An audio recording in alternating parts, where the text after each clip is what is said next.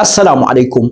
طبعا هاي صار يومين ثلاثة من أقعد يم الأقارب يم الأصدقاء يم كذا ينصحوك طبعا من باب المحبة ومن باب الحرص. الشهيد العتابي يقولوا لي شيخنا أنت قدم هاي مال الدين وما دين وحلال وحرام وطاهر ونجس وهالمسائل، وشوف مسألة التدخل بالسياسة واللي يبوقون العراق واللي يسرقون العراق واللي يدكرون العراق ما عليك بهم يا أخي. أنت قاعد جاي تتعرض للتسقيط وللتنكيل وتشويه السمعة زين، وجاي لربما يقتلوك، ما عندهم كل مانع يقضوك ويقتلوك، كل شيء يسوون. قلت لهم خو انزعل عمامه بعد، ليش اكذب على روحي؟ خو انزعل عمامه، هو ايش ضل بالعمر عيوني؟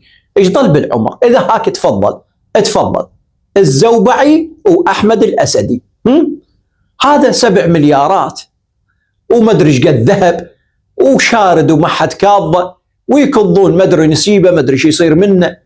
او هذا الزوبعي بعد اللي كانوا مصدعين روسنا بالنزاهه مالتهم، روسنا ثايليها. شلون تسكت؟ بس قل بروح ابوك. هسه بالله نقول الزوبعي لا يوم طبخ للحسين ولا وزع قيمه وهريسه ولا لطم ولا شارك بمجالس الكلاوات ولا شو قصته. هسه بالله هذا مبين على رسله، بس هذا اللي صدع الوادم ودوخ الناس بأنه نزيه وخايف على مال الدولة وما ينطون للعاطلين عن العمل وبالك عني ووخر عني ويا حسين ويا حسين، وثابرنا بأنه شيعي. يا أخي السخاف هم يزعلون مني بني أسد وهم أبتلي بلوى مثل ما ابتليت ويا غير عشيرة. يا أخي العراق هذا عراقنا، عوفوا المسميات، لا تزعلون إذا واحد انتقد. أنا هسه لو يطلع فاسد عتابي، مو فاسد عتابي وكذوب الأدلة، أنا أزعل من واحد ينتقده لو أنعل شيب أبوه ويا اللي ينتقدونه.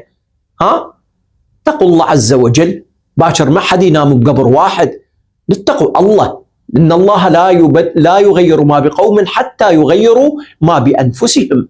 نتقى الله ونكون إيد وحدة ضد الفاسدين والمارقين الذين خرجوا عن الدين وعن التشيع وأركسونا وأرجعونا إلى أرذل حالة. هذا 7 مليارات وذاك 7 مدري شنو وهذا ذهب مدري شنو، والناس عايشة بالعوز وعايشة بالطرق المهدمة والمكسرة، ناس تداعي بكهرباء تنكتل وتعتقل شنو من وضعية كم دوب. ألا لعنة الله على الساكتين، ولا حول ولا قوة إلا بالله العلي العظيم. لا تنسوني والدي من خالص دعائكم، والسلام عليكم ورحمة الله.